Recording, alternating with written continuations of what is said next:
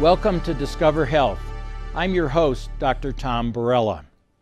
And once again, we invite back Dr. Galhotra, a pulmonologist and intensivist at Summit Healthcare here in Sholo. We've had Dr. Galhotra on the program before to discuss sleep apnea, a very interesting program.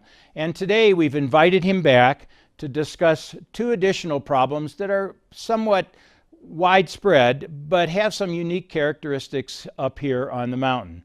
He's first going to discuss asthma, and then we're going to go on to COPD, a disease that's a little bit more common in older people.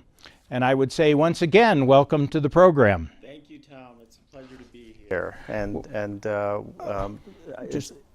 it's nice to be here again. All right. Well, we're glad to have you again. And we're going to talk about asthma. Asthma really is a problem for a lot of people. Mm-hmm.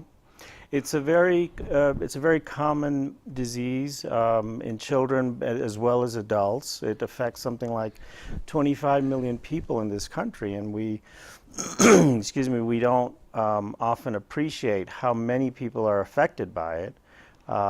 It's usually related to allergies. About 60 to 75% of patients who have asthma is because of an allergic basis. They're allergic to juniper pollen or dust mites or household pets, environmental allergies.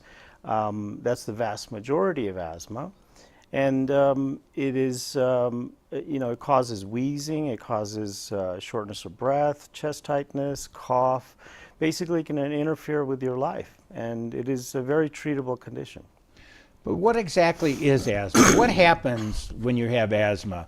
We all know that it causes breathing difficulties and the symptoms that you described, but what really is happening inside of our lungs? So the biology of asthma is mainly that you have inflammation, usually, as I said, allergic inflammation in the bronchial tubes, in the bronchi. And when those bronchi are inflamed, they can be more irritable. They can clamp down easily if they're exposed to a trigger, such as pollen or cigarette smoke, or even cold air can do it. So that's what's going on in the bronchial tubes. There's a lot of mucus production. So it can be treated with medications that can reduce the inflammation as well as open up the airways 24 hours at a time. So essentially what you're saying is that our breathing tubes, which are normally open, when they get irritated by something, they collapse down? Correct. And is it the muscles that get irritated or stimulated to clamp down? It's both the lining of the bronchial tube there's a lot a lot more mucus production, and also those muscles, those smooth muscles in the wall of the bronchial tube, they clamp down much more easily than in someone who doesn't have asthma. So that causes a lack of airflow to the rest of the lungs, and that causes air hunger, and it causes a lot more. It causes problems in getting enough oxygen. So instead of breathing through a big open mouth, it's kind of like breathing through a straw. Correct. And so you really have to tug hard to get to breathe. If you can, yes. If you can. And it's really a struggle for a lot of people. I mean, you see it, and what do you look for as signs of having asthma? So chronic cough actually is the commonest symptom that patients have when they come into the doctor with a diagnosis and then get diagnosed with asthma. Wheezing, meaning noisy breathing, is another symptom that you can have. Chest tightness. Often I see kids who come in with difficulty doing doing their PE exercises. They get chest pain, chest tightness, and they stop doing those activities. So that's all part of asthma. Wow. Can be a real struggle. I know I've It can be quite a burden, yes. As a pediatrician, you see it a lot at the beginning because and it's any age. Yes, it can start at very early age, as Dr. Barela, you've seen as a pediatrician. And you can see it in later ages as well. My oldest patient who developed asthma was 87 when she developed it. And it was pure and simple asthma. I mean, I did diagnostic tests, and that's what it was. So it can happen at any age. You know, those of us that take care of younger people don't think of it as an adult disease. We think of asthma starting in childhood, and most, at least they tell us, that many childhood asthmatics can outgrow it by the time they're teens or so. There is some truth to that notion. In other words, when the tracheobronchial tree, the bronchial tubes, as the patient grows from childhood to adolescence to young adulthood, the bronchial tubes actually open up, and therefore the same amount of inflammation that caused trouble at age 3 or age 6 doesn't cause that kind of trouble at age 18. But the science, the biology behind asthma is that when it's there, it's there. That inflammation's always there. So I will see those patients as an adult pulmonologist in their 30s, 40s, 50s having a recurrence of all of those breathing difficulties because of the untreated asthma. So it really never goes away. It really never goes away. That inflammation stays there. So that means that, you know, you have to be vigilant. Even if you seem to be better as a child, it can certainly rear its ugly head as an adult. I see it all day long, yes, sir. So if I asked you, is asthma curable? Asthma is not curable. It is treatable, though. Treatable. It is a very treatable condition. The national guidelines on asthma treatment have 4 different categories. They're sort of arbitrary, but to make things easier for primary care physicians and even pulmonologists like myself, it's been divvied up into mild intermittent asthma, and then there are 3 categories of mild persistent asthma: mild, moderate, and severe. And to anticipate your question, the folks who have mild intermittent asthma, that is the ones who have symptoms maybe a couple of times a year at the most, they don't require regular medication. They can just get away with a rescue inhaler once in a while. So since the symptoms are only twice a year or so, that's sufficient. That's considered sufficient by the national bodies. Whereas for mild, moderate, or severe persistent asthma, you actually do need to be on some sort of a controller medication or multiple controller medications on a regular basis. So essentially the difference between treating an event when it occurs, if it doesn't occur very often, but if it occurs too often, you really need to take medicine to try to prevent it from happening. Exactly, yes, sir. And that's where it gets more complicated. And for people like you who deal with trying to prevent it, not on top of treating it when it occurs.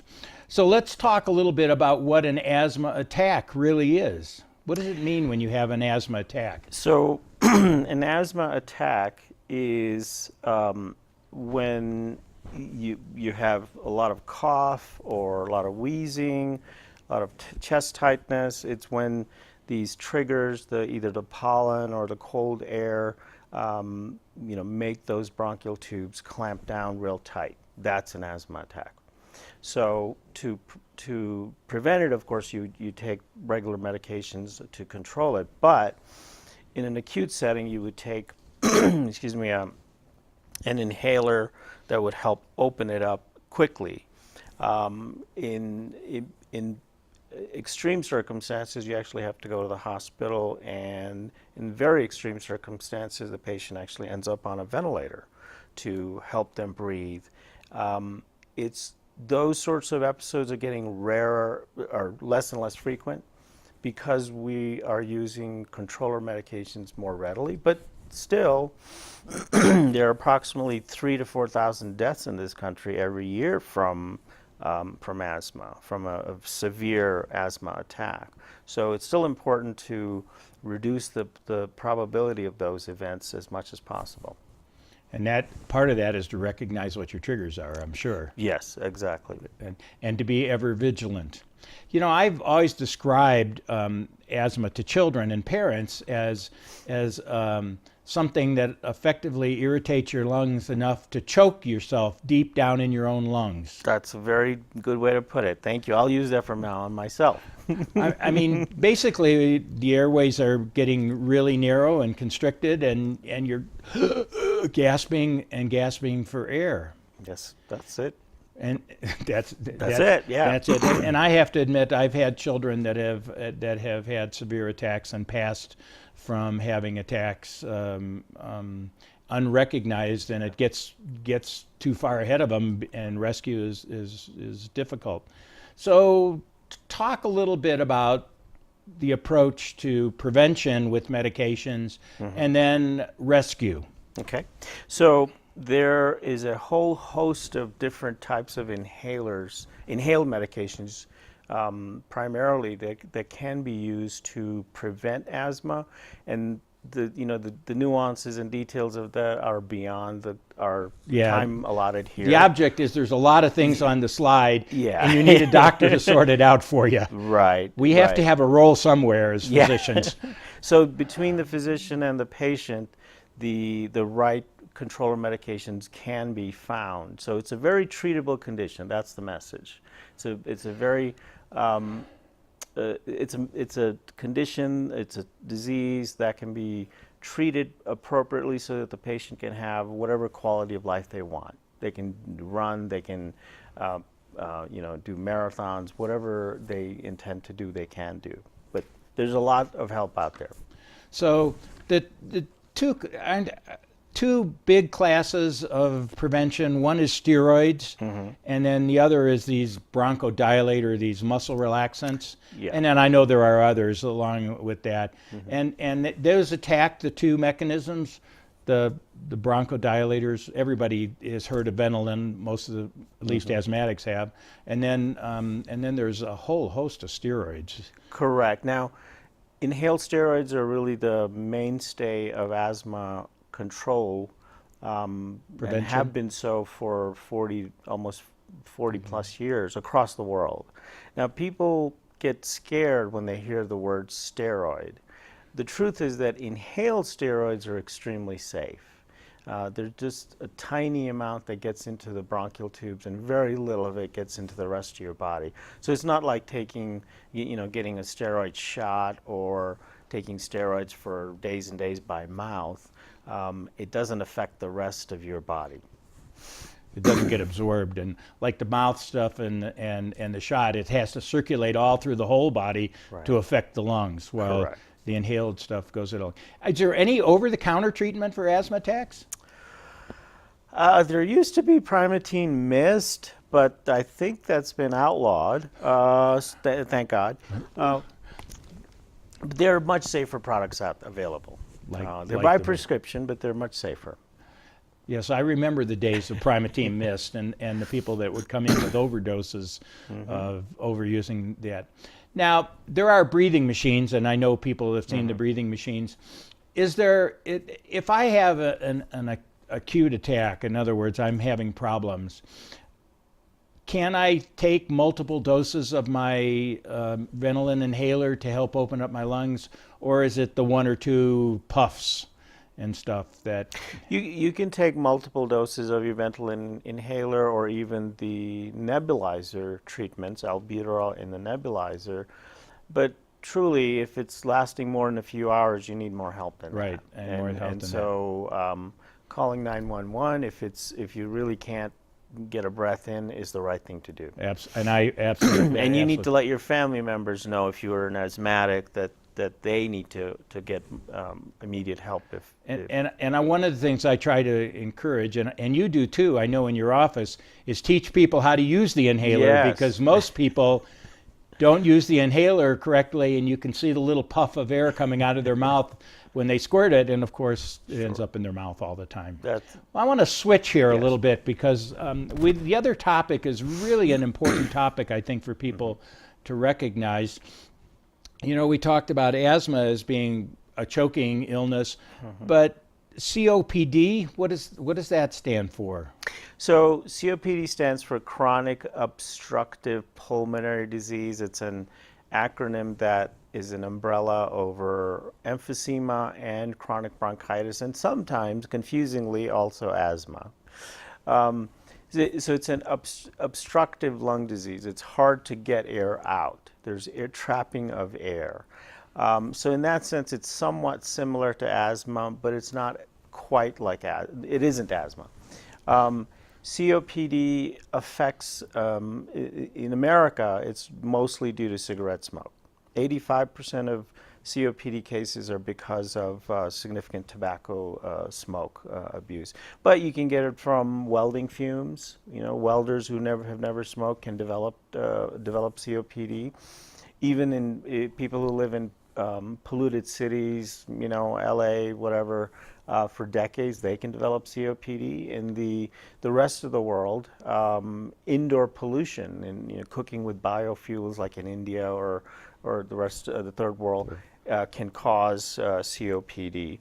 So it's inflammation, again, in the bronchial tubes, but also destruction of lung tissue because of cigarette smoke, let's say.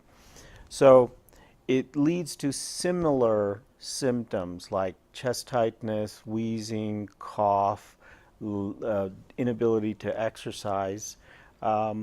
And it's a preventable disease in the sense that if you quit smoking or never start smoking, you can prevent it. And so I'll now stop there. You made the comment that it's trapping of air, so it's getting air out of the lungs in addition to getting air in the lungs. Does it work both directions? Well, ultimately it works in both directions. The central problem is that the patient has difficulty getting rid of the stale air so that he or she can bring in fresh air. So yes, it's a problem of getting rid of air, but also getting in fresh air. Ultimately. So, and the destruction of lung tissue. Mean we don't have lungs anymore? Well, I will, when I go over, let's say, a CAT scan, a chest CT of a patient who has COPD, I look at it with them in the office. I show them where there are holes in their lungs because of emphysema. Emphysema is literally just holes in the lungs. So cigarette smoke has eaten away those areas, and it looks like Swiss cheese. So there's less lung tissue to do what the lungs are supposed to do, which is get rid of carbon dioxide and bring in oxygen. And furthermore, because there isn't enough lung substance, the bronchial tubes collapse earlier during the expiratory cycle, during, you know, getting rid of air out. So that's what leads to the obstruction, that as well as the chronic bronchitis, meaning inflammation because of the cigarette smoke in the bronchial tubes. Somebody years ago, probably a long time ago for me, described it as the transformation between having grapes at the ends of these tubes to an orange. Right. And the loss of all the surface area, so you can't get enough oxygen. Correct. That's comparable to what I mentioned about the Swiss cheese. There's bigger. I see what you mean. Bigger grape. They're oranges instead of little grapes that have a lot of surface area. Wow. And it's obviously chronic. Does it ever go away once you get it? It's treatable. The rate of decline in lung function can be improved by, first of all, quitting smoking. Quitting smoking is very important. Being on appropriate medications, again, most of them are inhaled medications to reduce that inflammation and also open up the airways, can help, can improve your lung function and also the quality of the patient's life. But pulmonary rehab is a good adjunct to that. I'm the director of pulmonary rehab at Summit, and I've seen some amazing improvement in my patients' lives. when they undergo pulmonary rehabilitation. What is pulmonary rehab? So basically, it's a fancy name for for special breathing exercises and just aerobic exercise to help the patient get the most out of the lungs that they have left. Wow, a regular rehab program. So those things you blow in after surgery to get your lungs open, that's part of probably a small part of rehab. It's a small part, yes. A small part of rehab and stuff like that. You have a graphic that you brought about the distribution of COPD in the United States. Yes. And it shows that Arizona is at the top. It's one of the top in terms of percentage of people who are affected. This geographic map, the light yellow is between 3.5 to 4.7% prevalence, meaning the percentage of the adult population that has COPD, and you can see California is in the yellow, but Arizona is definitely in one of the darker shades, meaning 6.5 to 7.5%. Any reason for that? Honestly, I don't know. I really don't. I mean, it doesn't seem like we have, except down in the valley, Yeah. that have a lot of smog type stuff. And it might be related to smog in Phoenix, but I think it has more to do with smoking, the rate of smoking and the rate of smoking. Yeah. Now, another demographic along these lines indicates that I think we were talking about this before, that in rural communities it's higher than in urban communities, and I would have expected just the opposite. Well, I mean, we don't have smog up, yeah, except of course in the wintertime when the fireplaces are burning. I guess it's because in rural communities people smoke more, and in larger cities you have a younger population that tends not to smoke as much. That's my explanation. And that is a national statistic too, that people in rural communities do in fact smoke more.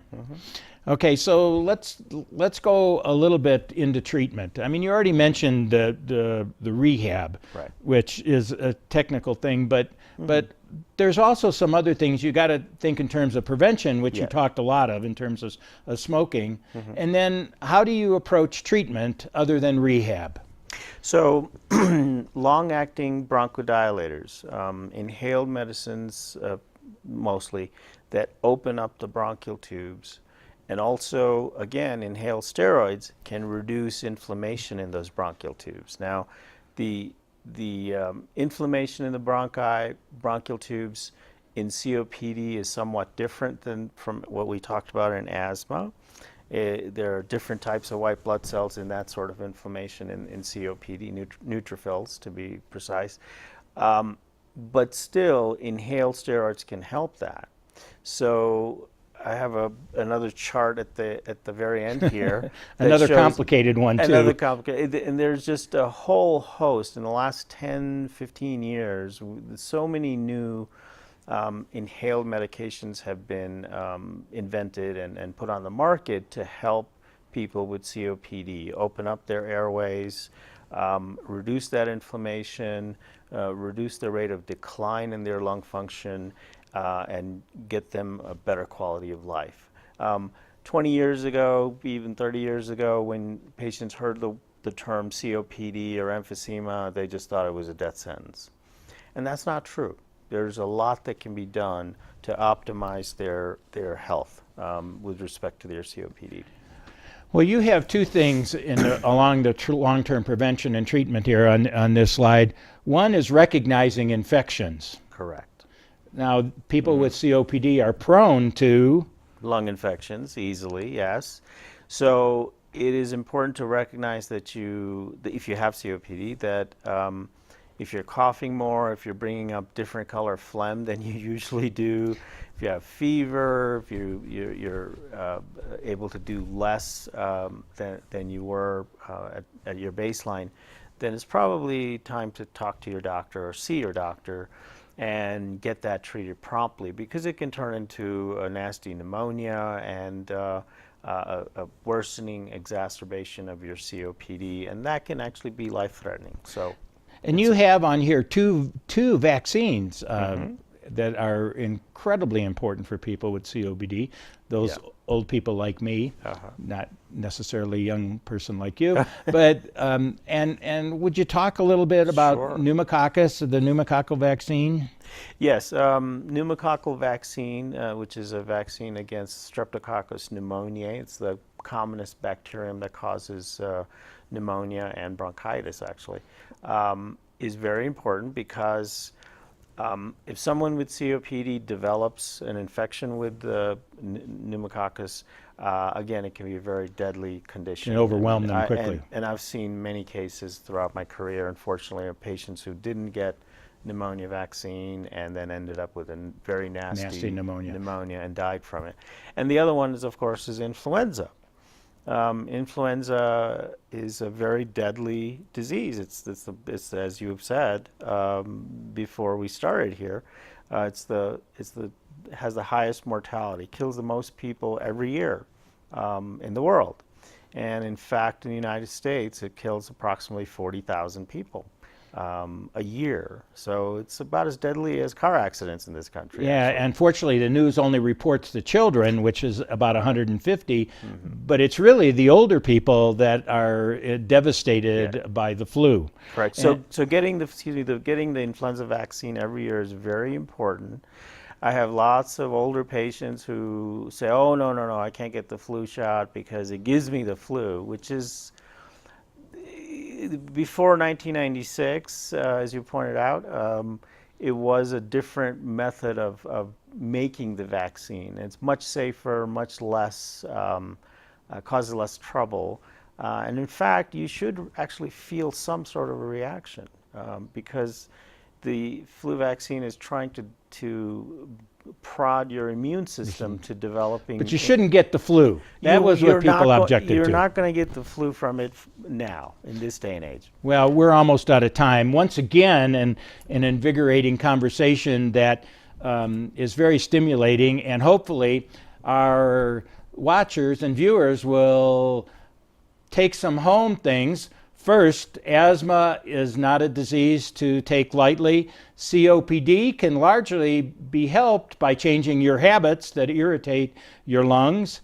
And most important, get your flu vaccine, get a pneumococcal vaccine, and recognize that when you're having problems breathing, it's not a home remedy. See your doctor, see the emergency room, and take care of yourself. And we thank you once again for watching our program, and we thank Dr. Galhotra for being here. Thank you very much.